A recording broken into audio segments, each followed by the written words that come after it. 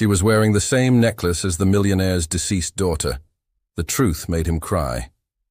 Before I begin, I want to thank two very special subscribers for being here. Laurie, thank you for supporting me. Junie, it's great to have you here.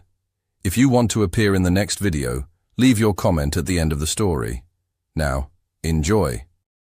The morning Corbin Westfall's life changed forever began the way all his mornings did, gray, heavy, and without mercy. His black SUV rolled slowly through downtown Hartford, Connecticut, flanked by two escort vehicles carrying his security detail. At 31, Corbin was the kind of man whose name appeared on the sides of buildings, whose phone calls could move markets before breakfast. But seated in his wheelchair near the wide rear window, surrounded by tinted glass and polished leather, he looked less like a titan and more like something precious and broken being transported very carefully from one place to another. 2 years. It had been exactly 2 years since the accident, and still, some mornings he reached across the empty space beside him before he remembered. Mr. Westfall, Draven Mace, his head of security, spoke from the front seat. "We're approaching the foundation building. Should I route us around back to avoid the morning crowd?" Corbin didn't answer. His eyes had caught on something outside the window. On the corner of Elm and Fifth, tucked in the shadow of a concrete parking structure, a small girl sat alone on a flattened cardboard box. She was barefoot.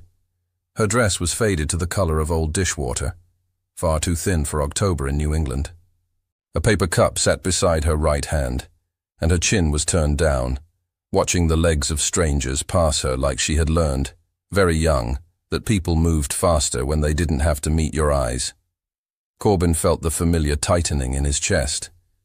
He had trained himself to look away from things like this, small, quiet griefs that moved too close to the larger, permanent one he carried. But something held his gaze, and then the girl shifted slightly, and the pale October sunlight caught something at her throat. The world stopped. It was a necklace, a delicate gold chain, and hanging from it, a small oval pendant with a pale blue stone at its center, the color of a winter sky, cut in the shape of a teardrop. Simple, unusual, completely unmistakable. He had held that necklace in his hands at a funeral. He had placed it himself with shaking fingers around the neck of a small girl in a white dress, lying in a white casket, before they closed the lid, and he said goodbye to the only thing in the world that had ever truly belonged to him. "Stop the car." His voice came out strange, flat, like a man reading words he didn't understand. "Sir, we're in the middle of—" "Stop the car, Draven, right now." The convoy halted. Corbin was already reaching for the door. His wheelchair descended to the sidewalk with a mechanical hiss. The cold air hit him like a wall. He crossed the pavement quickly, his jaw set, his heart slamming against his ribs with a force that almost frightened him. The closer he got, the more certain he became. The chain, the pendant, the precise, impossible shade of that blue stone. She looked up when his shadow fell over her. Dark eyes, careful and exhausted. A face so thin it made his throat ache. 7 years old, maybe. No older. "Sir." One of his guards stepped forward. "Stay back." The words came out harder than he intended. He pulled the chair to a stop a few feet from her and leaned forward, bringing himself as close to her level as he could manage.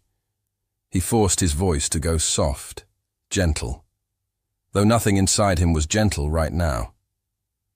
"Hi there, sweetheart," he said. "I'm sorry to bother you.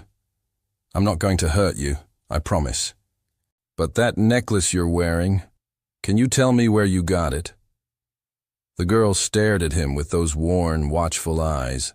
She pulled her paper cup to her chest. A long moment passed, the kind that stretches like held breath. Then, in a voice no bigger than a sparrow, "My mama gave it to me, before she went to heaven." Corbin Westfall, worth $4 billion, feared across every boardroom in New England, a man who had not wept in public since the graveside service 2 years ago, felt the ground disappear from beneath him. His hands found the armrests of his chair. His knuckles went white. Before she went to heaven, because the last person he had seen wearing that necklace was his daughter, Alara. And Alara was dead. Or so everyone had told him. The little girl was watching him with those dark, patient eyes, and somewhere behind them, Corbin could feel it, the way you feel a storm before it arrives. She was holding something. A truth too large for such small hands. He just didn't know yet how much it would cost him to hear it. Corbin Westfall had negotiated hostile acquisitions, survived a stock crash that wiped $40 million from his portfolio in a single afternoon, and buried his daughter before his 30th birthday. He was not a man who panicked. But sitting on the cold sidewalk of Elm and Fifth with his wheelchair angled toward a barefoot 7-year-old, he could feel something cracking open inside him that he was not sure he could close again. "What's your name?" he asked. His voice came out steadier than he felt. The girl studied him for a long moment, the way small children study strangers, calculating risk with an instinct no child should have to develop. "Sable," she said. And then, after a pause, as if deciding to be generous, "Sable Voss." Corbin breathed. "That's a beautiful name. Are you hungry, Sable?" She looked down at the paper cup in her hands. It held 3 quarters and a dime. She gave a small, careful shrug, the kind that meant yes, but had learned not to ask. He turned to Draven, who stood 2 steps back with the stiff posture of a man professionally uncomfortable with everything that was happening. "Get her something hot. Whatever she wants from that cart on the corner." Draven went. Corbin turned back to Sable. She was watching him now with those dark, exhausted eyes that had no business living in a face so young. He wanted to ask her about the necklace again. He wanted to ask 100 things. But he had learned, in the worst year of his life, that grief and shock make people fragile in ways you cannot always see, and that 7-year-olds were no exception. So instead he asked, "Where do you sleep at night, Sable?" She pointed vaguely down the block. "There's a church. Sometimes they let me in. Sometimes they don't." The cracking sound inside Corbin's chest got louder. By the time Draven returned with a hot chocolate and a wrapped ham sandwich, Sable had lowered her guard precisely 1 inch, enough to accept both with both hands, and a whispered, "Thank you." She ate quickly, with the focused efficiency of someone who had learned that food could disappear. Corbin watched her and said nothing, letting her eat in peace.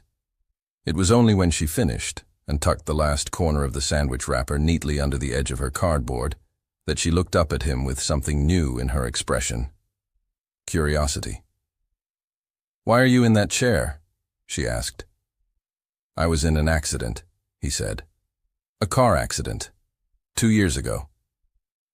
Something shifted behind her eyes. So briefly he almost missed it.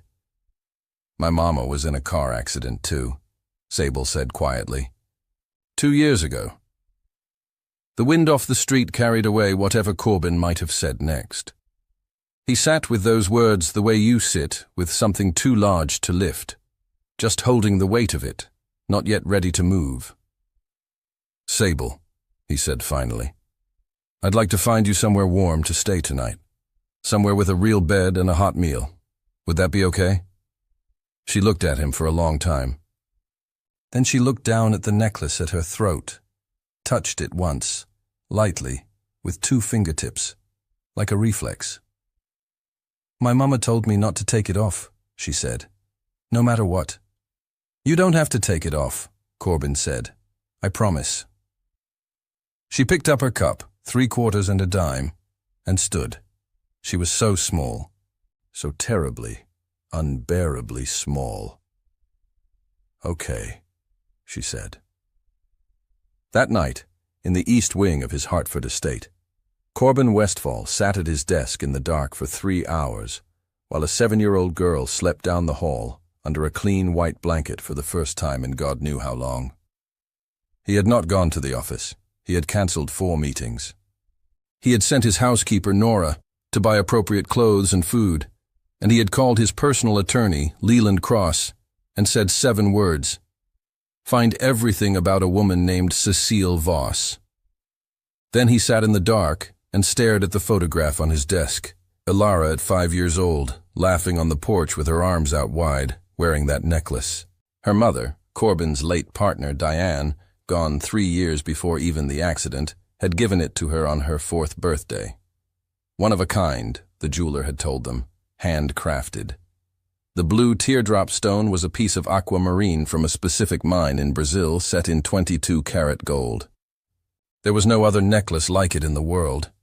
And yet, down the hall, a barefoot orphan slept with one around her neck. Corbin pressed his hands flat on the desk and tried to hold himself very still. Her mother gave it to her before she went to heaven.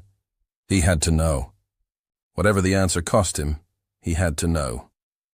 Leland Cross arrived at 7:30 the following morning with a leather briefcase, a large coffee, and the particular expression he reserved for situations that had no clean legal solution.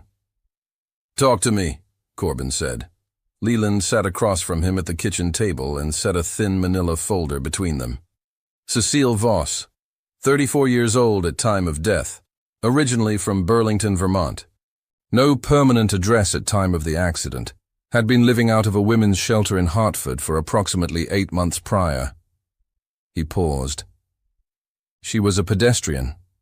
She was struck by the same vehicle that crossed into oncoming traffic and hit your car, Corbin. The police report lists her as a secondary victim. Corbin's jaw tightened. He knew the accident report by heart. He had read it so many times the words had fused into a single permanent bruise at the back of his mind. He had never noticed, had never thought to look for, a secondary victim. She survived the initial impact, Leland continued. She was admitted to Hartford General. She died 4 days later from internal injuries. He slid the folder open. She had no next of kin, no emergency contacts on file. The only record attached to her name was a 7-year-old girl listed as her dependent, a child named Sable. No registered birth certificate on file in Connecticut. Meaning the child fell through the cracks.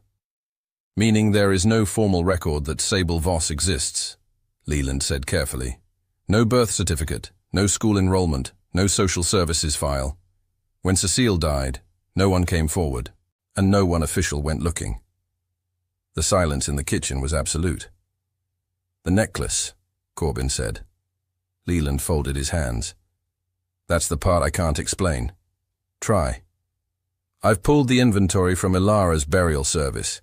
You know what was itemized. The necklace, described in detail, is listed among the items placed with her." Leland looked at him steadily. "I cannot tell you how a child living on the streets of Hartford has what appears to be the same piece. That is not a legal question. That is a question I think you need to answer yourself." Down the hall, Corbin could hear Nora in the east room, the soft footsteps, the sound of a small voice asking something in a careful, tentative tone. Already learning the layout of the house. Already, without knowing it, making herself real in a space that had been empty for 2 years. "I want a private investigator," Corbin said. "Someone good. Someone who doesn't ask why." "I know someone," Leland said. "Randall Fitch. Former FBI, now independent. He's discreet. Get him." Leland nodded and closed the folder. Then he paused, his hand resting on the leather. "Corbin." The use of his first name meant what it always meant, that whatever came next was human, not professional. "What are you hoping to find?" Corbin looked toward the hallway, toward the sound of small footsteps and a small voice asking quiet questions of a housekeeper who was already, clearly, completely charmed. "I don't know yet," he said. But that wasn't entirely true. By mid-morning, Sable had eaten a full breakfast, asked 11 questions about the portrait of a ship in the hallway, and decided, apparently, that Nora was trustworthy. She followed the housekeeper through the kitchen with a look of intense concentration, watching everything with those careful dark eyes, learning the house the way a bird learns a new tree, branch by branch, testing weight before committing. Corbin watched from the doorway. She still had not removed the necklace, and she had not yet told him what else she knew. He could feel it, the held breath of a secret, sitting in her small chest like a stone. Something her mother had told her. Something she was deciding, in her own quiet time, whether to trust him with. Be patient, he told himself. She's 7 years old, and she has no one. But the investigator Randall Fitch would begin pulling threads tomorrow. And somewhere, buried in those threads, Corbin Westfall was increasingly certain he was going to find something that would unmake and remake everything he thought he understood about the worst night of his life. 3 days passed. Sable learned where the good light was in the mornings, the tall east window in the breakfast room, where the sun came in flat and gold and warm. She learned that Nora kept buttercrackers in the second pantry drawer, and that Draven, who looked like a wall someone had taught to wear a suit, would smile, a real smile, slow and surprised, if you showed him a drawing you had made. She was, Corbin observed quietly, a child of remarkable intelligence and remarkable damage, and the two things lived in her simultaneously without apparent contradiction. She could be extraordinarily still and watchful one moment, and then suddenly, briefly, entirely a 7-year-old, chasing a beam of light across the floor, or asking with complete seriousness whether a spider could be someone's pet. He began eating breakfast in the breakfast room instead of his office. He told himself it was for practical reasons, to build trust, to create an opportunity for her to share what she knew about the necklace without pressure. That was not entirely a lie. "Do you like eggs?" he asked on the third morning. Sable, seated across from him with her hands around a glass of orange juice, considered the question gravely. Scrambled. "Not runny." "Nora," Corbin called toward the kitchen. "Not runny." "I heard the man," Nora called back, in a tone that communicated she had also heard every other human preference in this house for the last 11 years and did not require narration. Sable made a small sound that might have been the beginning of a laugh. She caught it and swallowed it, but not quite fast enough. Corbin pretended not to notice. They ate together in a silence that was, for the first time, almost comfortable. Then Sable set down her fork and said, without preamble, "My mama knew things about you." Corbin's hand stilled on his coffee cup. "What do you mean?" He kept his voice careful, neutral, the way you keep your body still when a bird lands close. "She had a picture of your building," Sable said. "The tall one downtown with the W. She showed it to me once." Her eyes came up to his. "She said she used to walk past it on her way to the hospital." "To the hospital? When she was sick?" Sable touched the necklace at her throat, that reflex again, automatic as breathing. "She was in the hospital a long time before she died. They had a TV in the waiting room. She said she saw you on it." A pause. "She said she recognized your face." Corbin leaned forward slowly. "Recognized it how, Sable? Did she ever say?" Sable's dark eyes held his. There was something moving behind them, a decision being tested, turned over, held up to the light. "She said—" She stopped, looked down at the necklace. "She said you were the father." The breakfast room went very quiet. "The father," Corbin repeated. "The father of whom?" But Sable had retreated. Something had spooked her, some instinct, some old protection. She picked up her fork and went back to her eggs, and her face closed like a shutter, and Corbin knew with absolute certainty that he had just touched the edge of the secret. The very edge. And it was bigger than he'd imagined. That afternoon, Randall Fitch called from somewhere that sounded like a parking garage. "I pulled the hospital records from Hartford General," Fitch said. "Cecile Voss was admitted the night of October 14th, same night as your accident. She was in the ER for 4 days. But here's the thing, Mr. Westfall." A pause filled with road noise and crackling.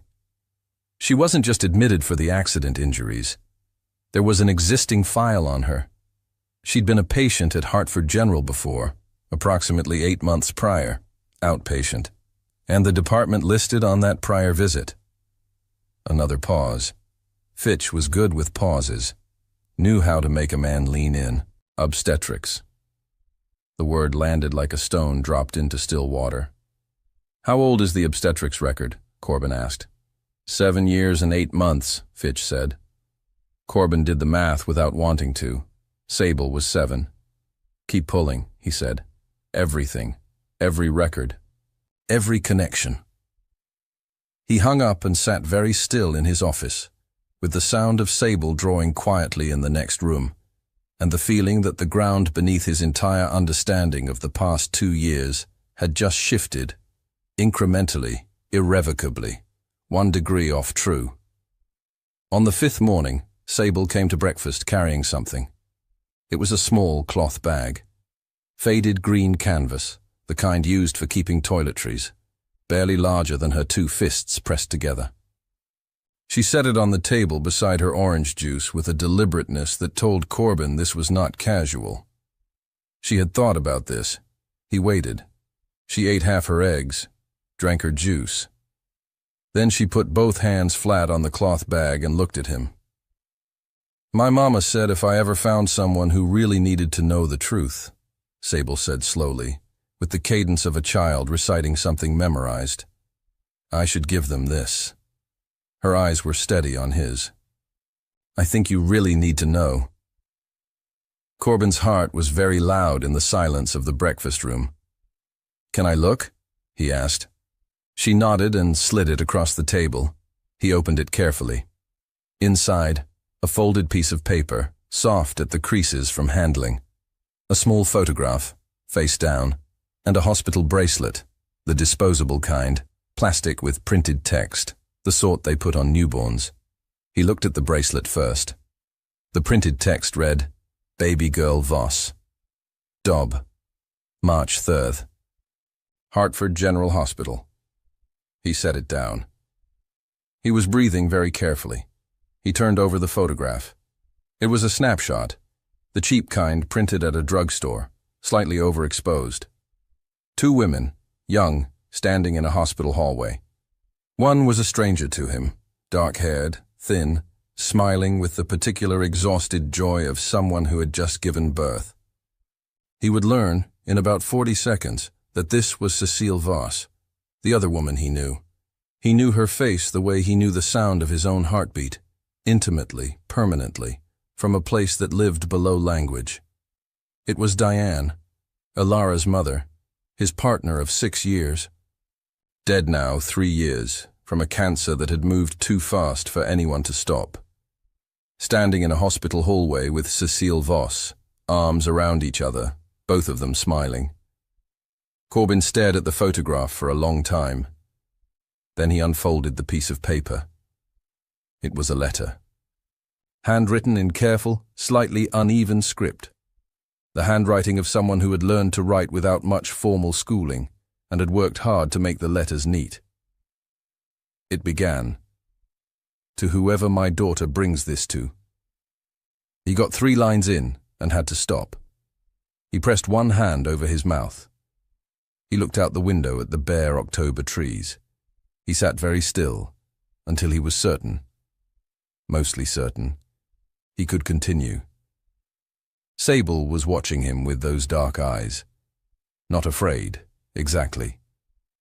But ready, the way children are ready when they have been carrying something too heavy and are finally, carefully, setting it down. "Is it important?" she asked quietly. "Yes," Corbin said. His voice was barely there. "It's very important." He read the rest of the letter. By the end, he understood why the necklace existed. He understood why Sable had it. And he understood, in the first raw, incomplete way you understand something before you've had time to fully feel it, that the accident 2 years ago had not been the beginning of this story. It had been the middle. The beginning had happened 7 years ago, in a hospital room, between 2 women he had loved, and one secret they had kept from him. The question, the open, aching question he could not yet answer, was why. Randall Fitch arrived at the estate at noon. He was a lean man in his early 50s, the kind of lean that came from years of skipped meals and constant motion rather than discipline. He had the face of someone who had seen most of what human beings were capable of and had made a professional peace with it.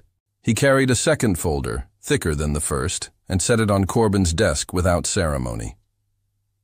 Cecile Voss worked as a home health aide, Fitch began. Before that, years ago, she worked as an administrative assistant at a private fertility clinic in Burlington, Vermont, the Harmon Center. Closed now. The owner retired in 2018. But the records exist. He tapped the folder. I pulled them. Corbin looked at the folder. His hands were still. The Harmon Center, Fitch continued, provided donor services, including egg donation. He met Corbin's eyes with the direct steadiness of a man delivering a verdict. Diane Westfall, your partner, was registered with the Harmon Center as an egg recipient. Approximately 8 years ago, she was in early-stage premature ovarian failure. She used a donor. The room was absolutely still. The donor, Corbin said, was Cecile Voss. There it was. The thing that had been building for 5 days, gathering mass and gravity at the bottom of everything, finally surfacing. Diane had used a donor egg to conceive Ilara. Cecile Voss had been that donor. Ilara and Sable, born of the same biological mother, 18 months apart, were sisters. Half-sisters by genetics, though neither had ever known the other existed. Cecile had known. She had worked at the clinic. She had known whose embryo she'd contributed to.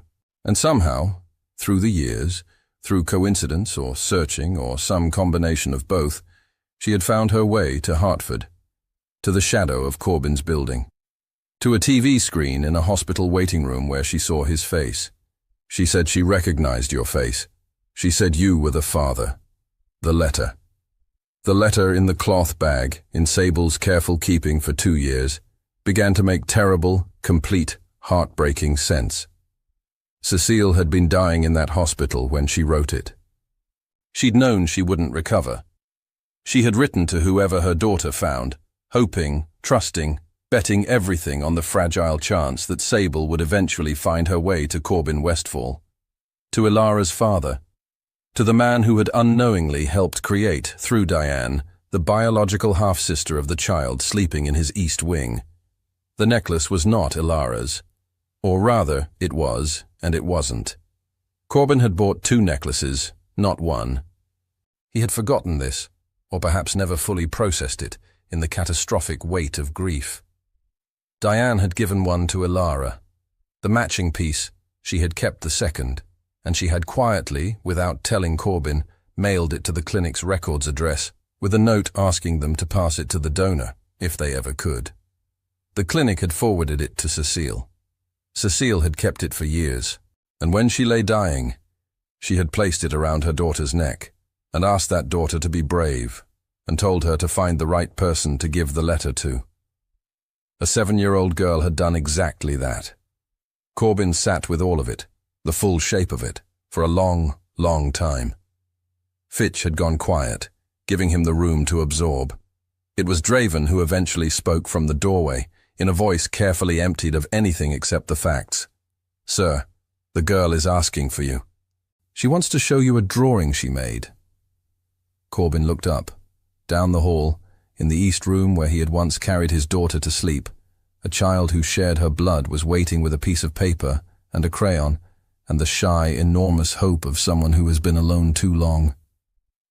He pressed both hands flat on the desk. He stood. He had not stood without assistance since the accident. He had not had the will to try. He stood anyway. And when his legs held, barely, shaking but holding, he took one step, and then another, toward the hallway, toward the east room, toward a 7-year-old girl who carried the last living piece of everything he had lost. But even now, even with the letter, the records, the photograph, there was still one thing he didn't know. One thing Sable had not yet told him. Something her mother had whispered to her in that hospital room, in the last hour, when the world was going quiet, and Cecile Voss had held her daughter's face in both hands and said, "Baby, there's one more thing you need to give him. When you know he's ready." She still had it. And Sable had decided, watching Corbin Westfall stand on his shaking legs and walk toward her for the first time, that he was almost ready. Almost. The physical therapist's name was Jonah Price, and he had the polite, persistent energy of a man who had been told no 1,000 times and had simply never learned what the word meant. For 2 years he had come to the Westfall estate 3 mornings a week. For 2 years, Corbin had gone through the sessions with the mechanical compliance of someone fulfilling an obligation he had already decided was pointless. He did the exercises. He used the parallel bars. He sat in the therapeutic pool. He made no meaningful progress. And Jonah kept coming anyway, and neither of them spoke about the fact that Corbin's real injury was not in his spine. The morning after Sable showed him her drawing, a house with a large tree in front, 4 windows and a blue door, 2 figures standing outside, one in a wheelchair and one very small. Corbin asked Jonah to come an extra day. Jonah arrived Tuesday morning at 7 and found Corbin already in the therapy room, which had not happened once in 2 years. "What changed?" Jonah asked, because he was the kind of man who asked. Corbin looked at the parallel bars. "I have a reason," he said. Jonah nodded once and did not ask for details. He understood, in the way of good therapists and good soldiers, that the reason was none of his business and all of his business simultaneously. They worked for 90 minutes. Corbin stood for 43 seconds unassisted, 11 seconds longer than his previous record. When he sat back down, his hands were shaking, and his jaw was set hard against something that was partly pain and partly something else, older and larger. Down the hall, Sable was at the breakfast table with Nora, asking with complete seriousness whether pancakes could be made in shapes other than circles. It was Leland who brought the problem. He arrived at 2 that afternoon with the leather briefcase and the expression that meant human and not professional. But this time the human thing was harder. He sat down and folded his hands and said carefully, "The state received a report." Corbin went still. "An anonymous call to Child Protective Services. Yesterday morning." Leland kept his voice even. "Reporting an unregistered minor living in a private residence without formal custody arrangement. A caseworker has been assigned. She'll want to visit within the week." The silence in the office was the particular kind that comes just before something moves. "Who called?" Corbin asked. "Anonymous tips don't come with names," Leland said. "Fitch can find the name." "Probably." A pause. "But that's not the priority right now. The priority is that we have no legal standing to keep Sable here. You took her in informally, which was the right thing, but it's not a documented arrangement. If the caseworker decides the environment is inappropriate or that placement elsewhere is in the child's interest, it isn't. Corbin, gentle, firm.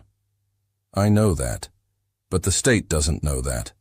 To the state, she's an unregistered child in the home of a single adult male with no biological or legal relationship to her." He let that sit for a moment. "I need to file for emergency guardianship. Today, if possible. I need you to be prepared for a home evaluation, a background check, an interview, and possibly a custody hearing." Corbin thought of the drawing. The house with the blue door, 2 figures outside. "File it," he said. "Whatever it takes." Leland opened the briefcase. "There's one more thing. Fitch's report came in this morning." He slid a single sheet across the desk. "He found something in Diane's files. Something you should see." Corbin looked down at the paper. It was a scan of a handwritten envelope. The return address was Hartford General Hospital. The postmark was dated 5 months before Diane died. It was addressed in Diane's handwriting to Cecile Voss. That night, Corbin sat outside Sable's room for 20 minutes after she fell asleep, the door open a crack, listening to the house be quiet around her. He thought about Diane writing that envelope with her thinning hands, the pen she always held at that odd angle, the particular way she pressed hard on every downstroke. Writing to a woman she had never told him about. He was not angry. He understood, he thought, why Diane had kept it separate. The donation, the arrangement, the private correspondence. She had been trying to protect him from a complexity she didn't know how to explain. But she had also been trying in her quiet way to make sure no one fell through the cracks. She had known Cecile. She had been in contact, which meant the letter in the cloth bag, the one Cecile had written to the person Sable would find, was very possibly written in response to one that Diane had sent first. There was a circle here, a long, careful, heartbroken circle, and Fitch had not yet found the letter Diane had written, but someone, Corbin suspected, had. Someone had found it before he did, and that person had made a phone call to Child Protective Services. Fitch found the second letter on a Thursday, not in Cecile's hospital records, not in the clinic's files. He found it in a storage unit in West Hartford, rented under Cecile's name, and paid 18 months in advance, prepaid before her death, as if she had arranged it deliberately, as if she had known someone might come looking and had wanted to make sure something survived. Inside the unit, 3 boxes, clothes mostly, Sable's drawings from before she was homeless, dozens of them, carefully folded, a child's Bible, and at the bottom of the third box, inside a waterproof plastic sleeve, a letter on cream stationery in Diane's handwriting, dated 14 months before the accident. Fitch photographed every page and sent the images to Corbin at 6 in the morning. Corbin read it 3 times before he moved.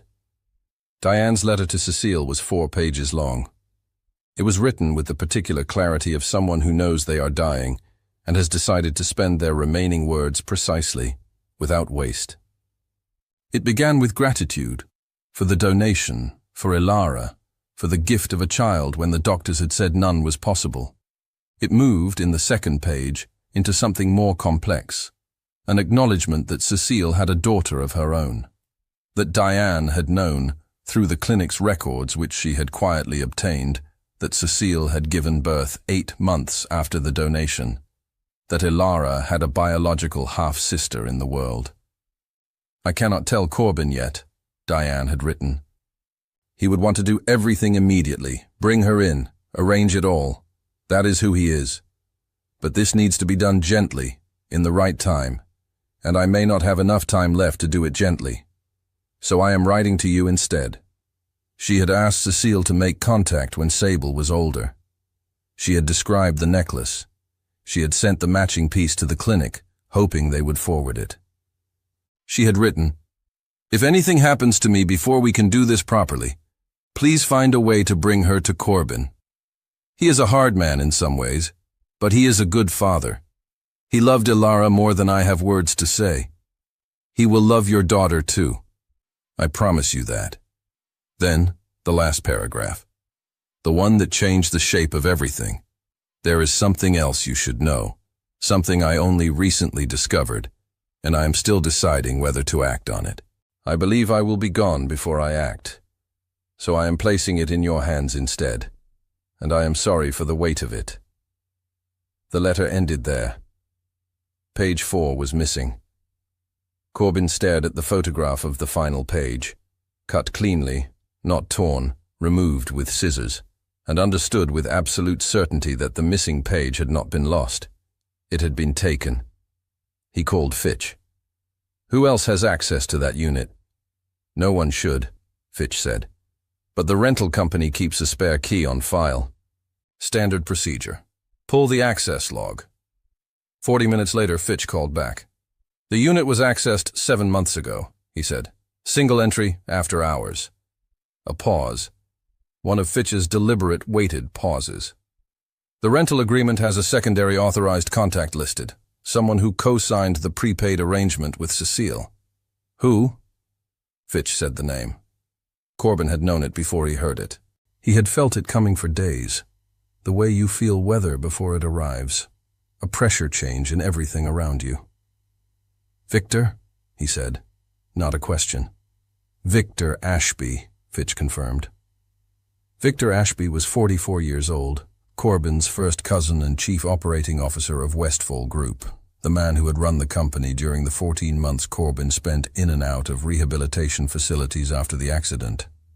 He was polished, precise, charming in the specific way of people who have studied charm rather than felt it.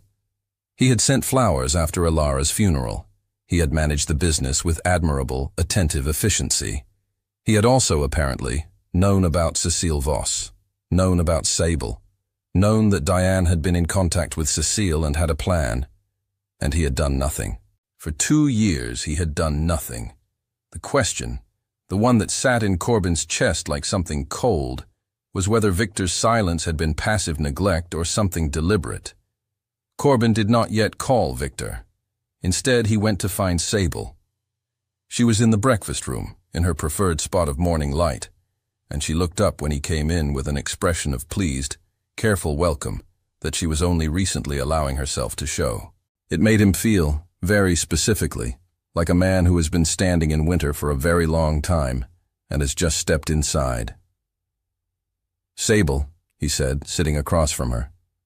"The cloth bag your mama gave you." He chose his words slowly. "You said there was one more thing, something she told you to give me when I was ready." He held her gaze. "I think I'm ready." Sable looked at him for a long, searching moment. Then she reached into the front pocket of her sweater. She had been carrying it on her, he realized. All along, she had been carrying it. She placed it on the table between them. It was a folded piece of cream stationery, page 4 of Diane's letter. The page was not long. Diane's handwriting filled less than half of it, and the last lines trailed off slightly. The hand of someone very tired, near the end. Corbin read it once. Then he laid it flat on the table and pressed both palms over it, not to hide it, but because he needed to touch something solid. "There is a man," Diane had written, "who has been watching Corbin's business more closely than a cousin should. I have seen things. In the accounts, in the decisions made during my illness when Corbin was distracted with my care. Victor is patient, and he is careful, and I cannot prove anything yet. But I am afraid, Cecile. I am afraid that when I am gone, and Corbin is alone and grieving, there will be no one to watch for what I have been watching. If Sable comes to Corbin, she will need to know this, because Victor will feel threatened by her presence. A daughter, even an informal one, changes the inheritance, changes the control. He will try to remove her. Please make sure whoever finds this letter understands. If anyone moves to separate Corbin from your daughter, look first at Victor Ashby." Corbin sat with the page for a long time. He thought about the anonymous call to Child Protective Services. He thought about a storage unit accessed 7 months ago, page 4 removed with scissors. He thought about 14 months of Victor running Westfall Group while Corbin was broken and raw and barely present, and how smoothly it had all gone, how attentive Victor had been, how perfectly positioned. Grief, Corbin understood now, is not just an emotion. It is also a condition, a state of compromised perception in which you trust the people closest to you more, not less, because you are too exhausted to suspect. Victor had known this. Victor had waited inside that grief like a man waiting inside a fog, patient and invisible. Corbin called Leland. "I need the full financial audit," he said.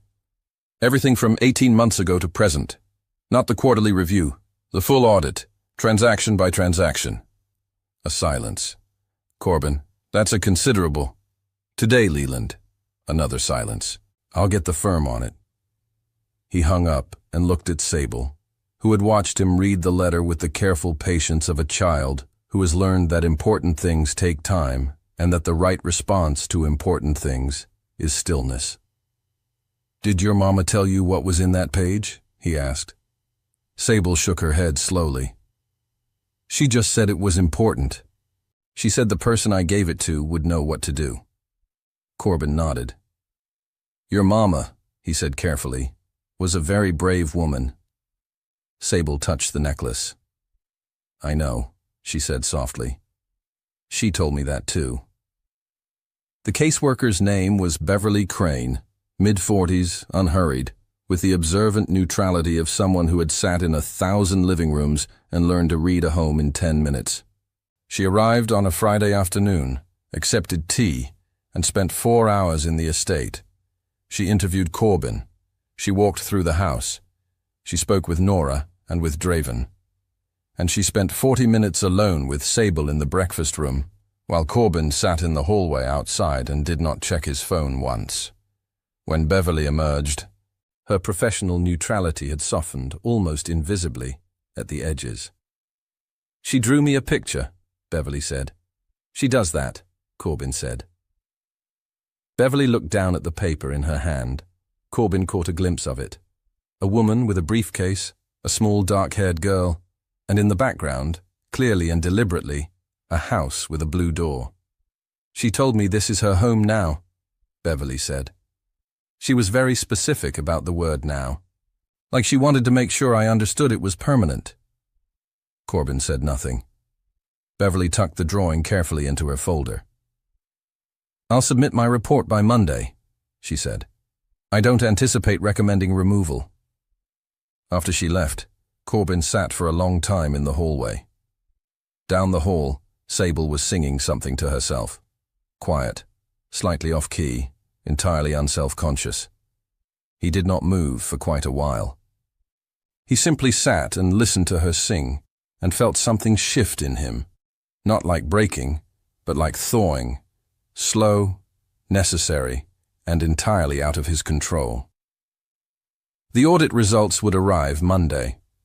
Victor did not yet know that Corbin knew, and Fitch, still pulling threads, had just found something in the accident report from 2 years ago that made no sense. A detail so small, it had been buried in the supplemental files, overlooked by everyone, including Corbin. The name of the company that had catered the event where the other driver, Marcus Toll, had spent the 3 hours before he ran the red light. The company was a subsidiary of Westfall Group. The event had been organized internally by Victor Ashby. Monday arrived like a verdict. The audit landed at 8 in the morning, 40 pages of annotated transactions, flagged entries, and a 7-paragraph summary that Leland had clearly composed while angry, because the language was clipped and precise in a way that meant he was controlling something. In 2.5 years, beginning 4 months after Diane's death, when Corbin had been at his most absent, most hollowed, Victor Ashby had orchestrated a slow, methodical redistribution of Westfall Group's peripheral assets. Not theft, exactly. Nothing so blunt. Restructured subsidiaries, adjusted partnership agreements, compensation arrangements quietly rewritten. Moves that required the kind of intimate access only a trusted executive could have. Moves that, individually, could be explained.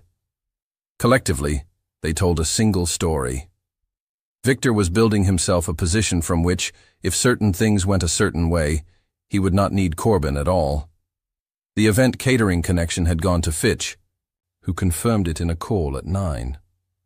Marcus Toll, the driver who had crossed the center line on October 14th 2 years ago, killing Alara and putting Corbin in a wheelchair, had been the guest of honor at a retirement dinner that night.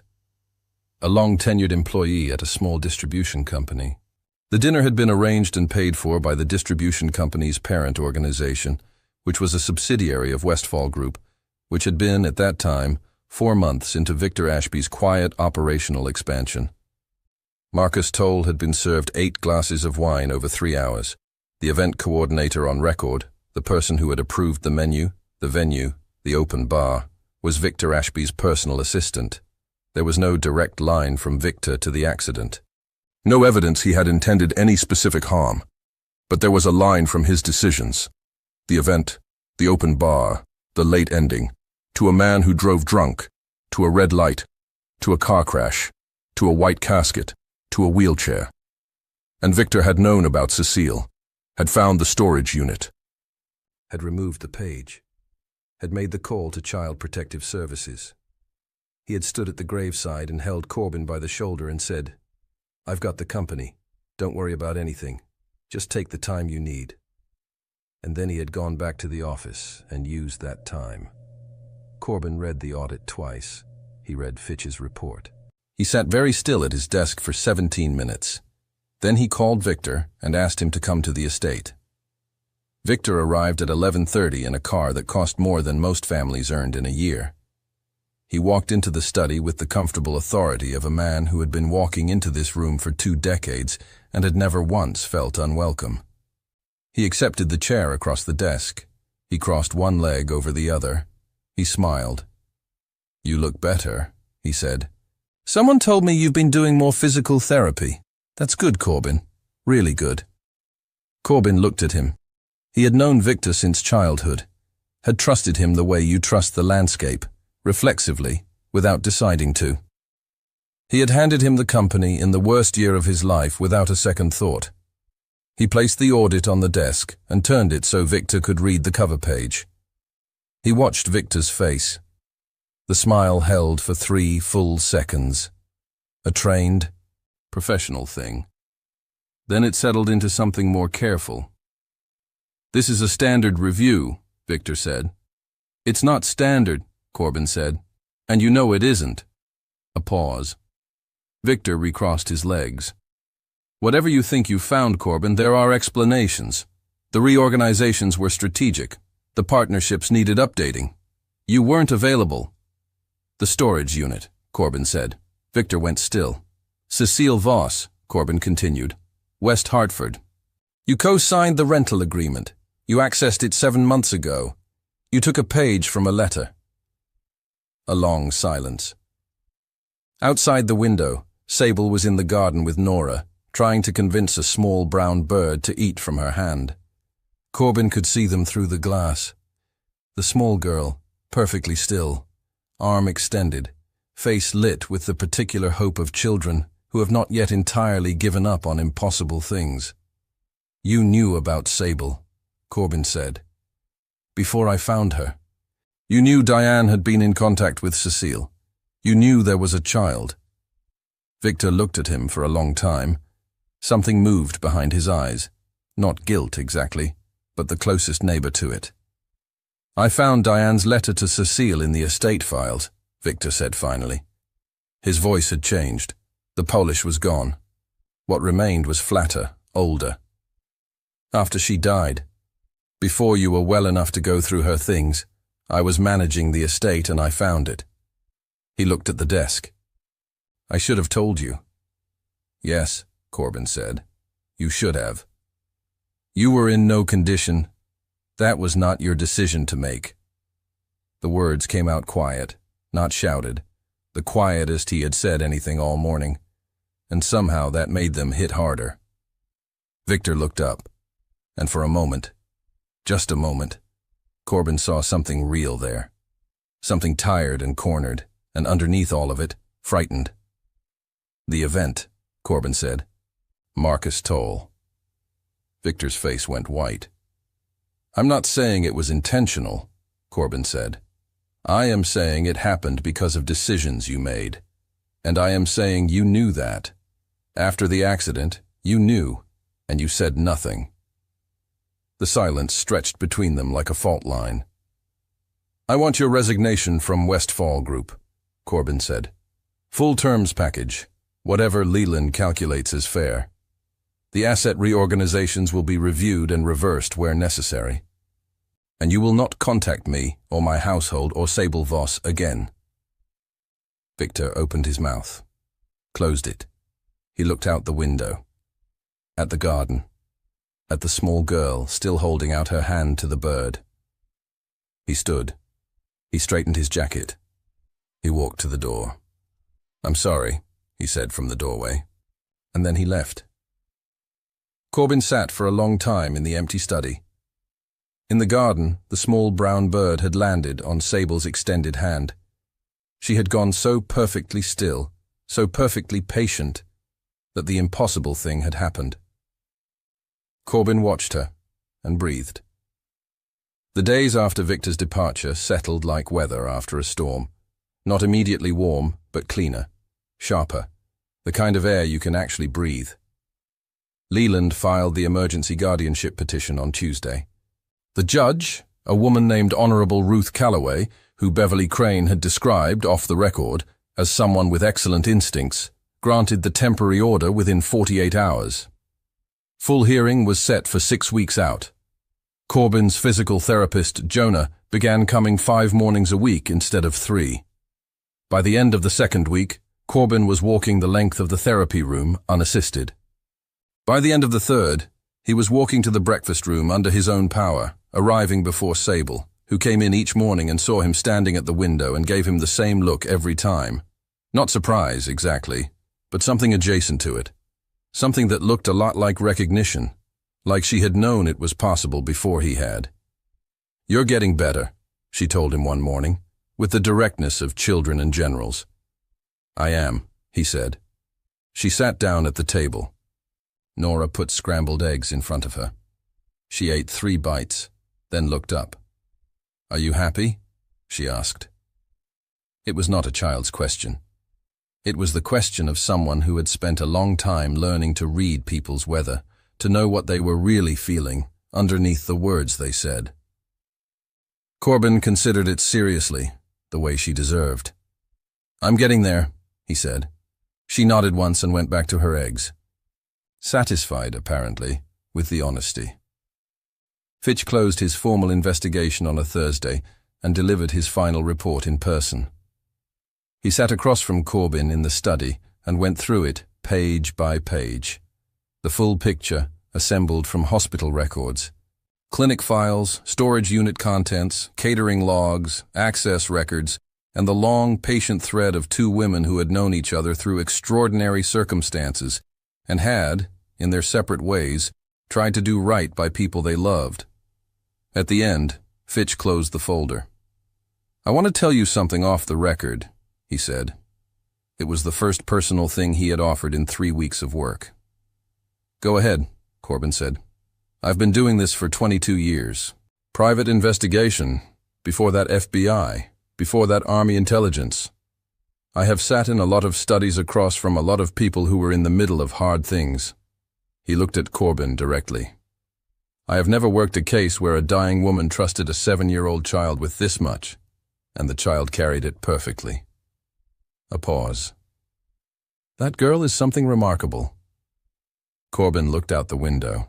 The October trees had given way to November, grey and clean, and Sable was in the garden with her coat on, sitting cross-legged on the cold ground, drawing in a notebook Nora had bought her. "I know," he said. On a Thursday evening, 3 weeks into the guardianship period, Corbyn knocked on the door of Sable's room. She was at the small desk by the window, drawing. She turned around when he came in and waited with that patient, watchful expression. He sat on the edge of the bed, sitting, standing. It was easier now, more natural. He rested his hands on his knees. "I want to tell you some things," he said. "About your mama, about someone named Diane, about why you have that necklace." He kept his voice steady. "About where you came from. You're old enough to know, I think. And you deserve to know." Sable swiveled her chair to face him fully. He told her everything. He tried to use words she could hold, simple words, true words, without softening the weight of them, but without dropping that weight all at once either. He told her about Diane and the clinic. He told her about Alara. He told her what the necklace meant, and why there were 2, and how Diane had written to Cecile, and how Cecile had written back, and how all of it had moved through years and loss and distance and ended here, in this room, on this evening, with both of them looking at each other. When he was done, Sable was quiet for a long time. Then she said, "So Alara was my sister." "Yes," Corbyn said, "in a way that matters. And Diane was like part of my family too." "Yes." She looked down at the necklace. She lifted it with one hand and held the pendant in her palm, looking at the blue stone in the evening light. "They wanted us to find each other," she said. "Not a question." "I think they did everything they could to make sure we did," he said. Sable was quiet again. Then she looked up at him with those dark, careful eyes that had seen too much, and somehow, impossibly, were not hardened by it. "Then I'm glad we did," she said. Corbyn nodded. He did not trust himself to speak for a moment. "Can I ask you something?" he said, when he could. "Yes. The drawing you made," he said. "The first one, the house with the blue door and the two people outside." He paused. "You drew that on the third day." Sable looked at him. A small, considered smile, the kind she gave rarely, and only when she had decided something definitively. "I knew it was going to be my home," she said simply. "I just wanted to make sure you knew it too."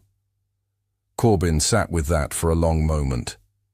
Outside, the November wind moved through the bare trees. Inside, the house was warm and quiet and full. He had one thing left to do. One formal, official, permanent thing. The hearing was in 3 weeks, and then there was the chapter 12 of his life. The one he had not been able to imagine, not from a sidewalk in October, not from a wheelchair, not from the long and lightless place grief had kept him. He was beginning now to see it. The morning of the guardianship hearing, Corbin Westfall woke before sunrise. He lay still for a moment, listening to the house.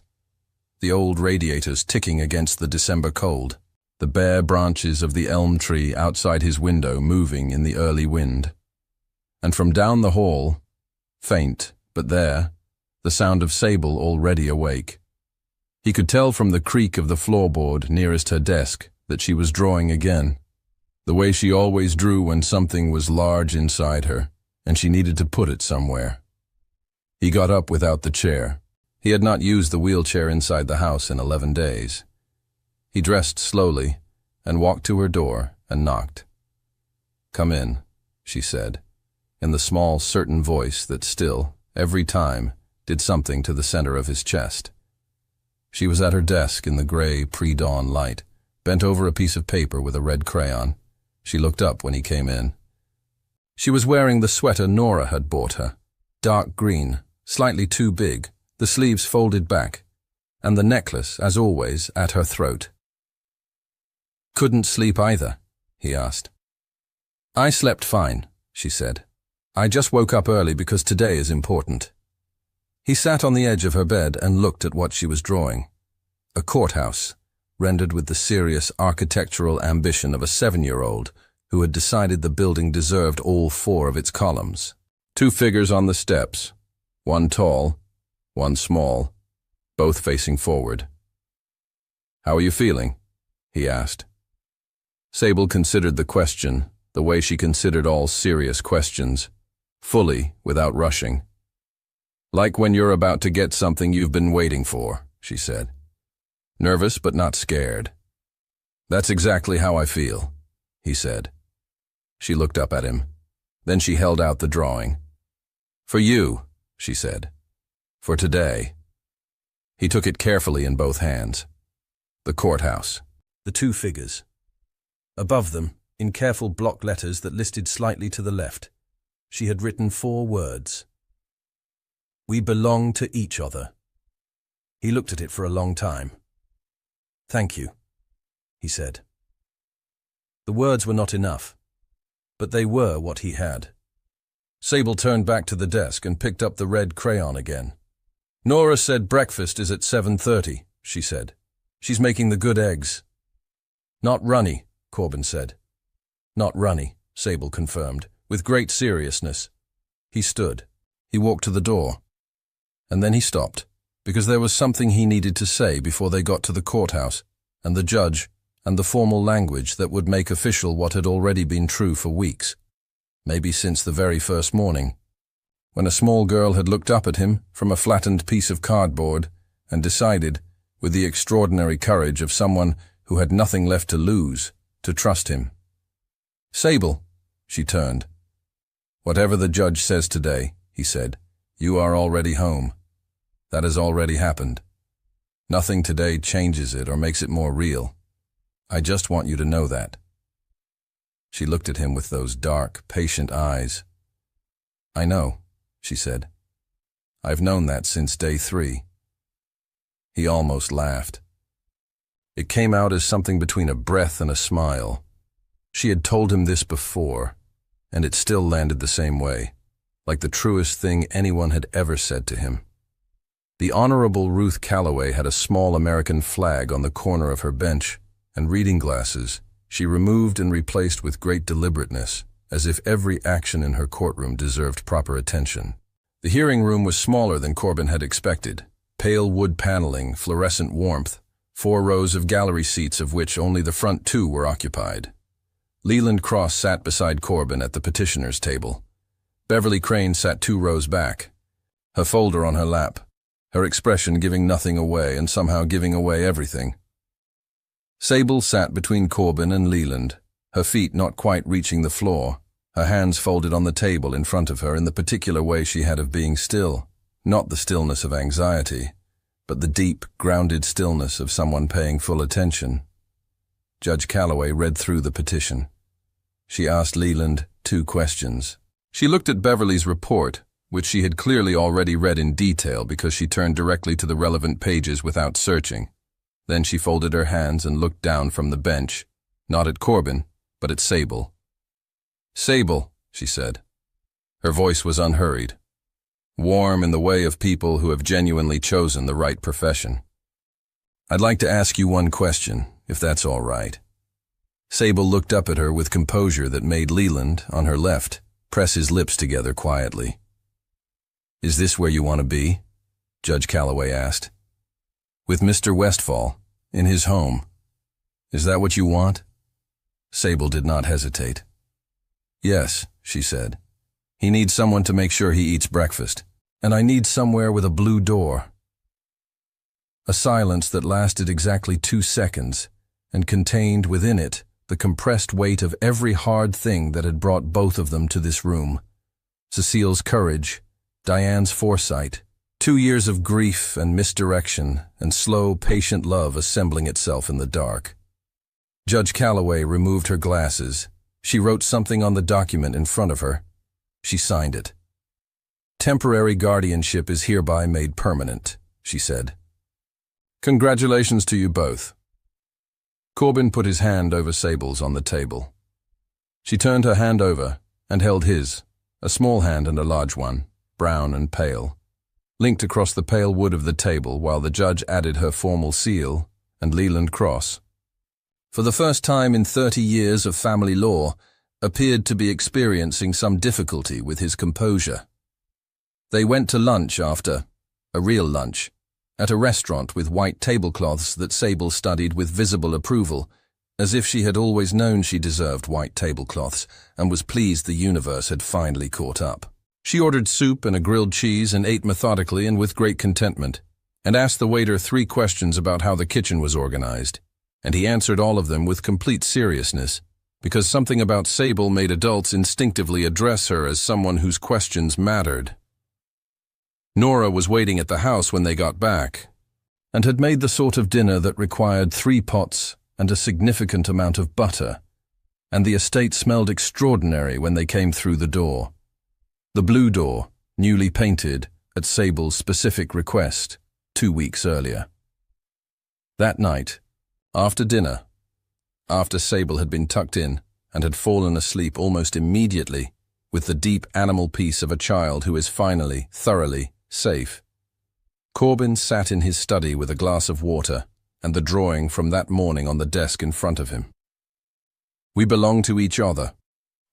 He thought about Diane, about the letter she had written with thinning hands, trying to arrange one last careful thing before she ran out of time. He thought about Cecile Voss, who had walked past his building on her way to a hospital where she was told she would not recover, and had looked up at the W on the side of it, and understood that her daughter would need a direction to walk in someday. He thought about a sidewalk in October, about a blue stone in morning light, about the way some things, the important things, the true things, will find their way through any amount of darkness, will travel through years and loss and silence and still arrive, eventually, exactly where they were always meant to go. He thought about Ilara. He let himself do that, fully, without flinching. He let himself remember the weight of her at 4 years old, asleep against his shoulder, the sound of her laugh, the way she had held the necklace pendant in her fist when she was thinking hard about something. He held all of it, and it hurt the way it always hurt. But underneath the hurt tonight, there was something else. Something that had not been there before. She has a sister, he thought. Ilara has a sister, and she is down the hall. He was not a man given to metaphysics or the comfort of imagined continuity, but he was a man who had held a necklace at a graveside and placed it with shaking hands on a small girl in a white dress, and he was a man who had then, 2 years later, seen that necklace shining in October light on the throat of another small girl who shared his daughter's blood. Some things cannot be explained by audit reports or hospital records, or the careful work of private investigators. Some things are simply, stubbornly, undeniably true. He folded the drawing carefully. He placed it in the top drawer of his desk, beside the photograph of Ilara on the porch with her arms wide open. Then he stood, steadily, fully, without assistance, and turned off the light. In the east wing, Sable slept. The blue door was closed against the December cold, and the house was warm on both sides of it, and Corbin Westfall walked down the hall in the dark, past a drawing of a courthouse and 2 figures on the steps, past the breakfast room where 2 chairs were pulled close to the window, past all the ordinary, extraordinary evidence of a life that had cracked open and, against every expectation, let something in. He stood for a moment outside her door. He listened to the house, no longer grey and heavy, no longer a place where things ended. Then he walked back to his room, and lay down, and slept. Some mornings, you reach across the empty space beside you, and you remember what is gone. And some mornings, the ones you did not know to hope for, you hear a small voice from down the hall, asking whether pancakes can be made in shapes other than circles, and you understand that the reaching, and the remembering, and the loving do not cancel each other out. They live together. All of it together. That is the gift. The strange, costly, irreplaceable gift. That is what love, patient enough, brave enough, willing to be carried by a 7-year-old girl across 2 years of sidewalks and sleepless nights, looks like when it finally finds its way home.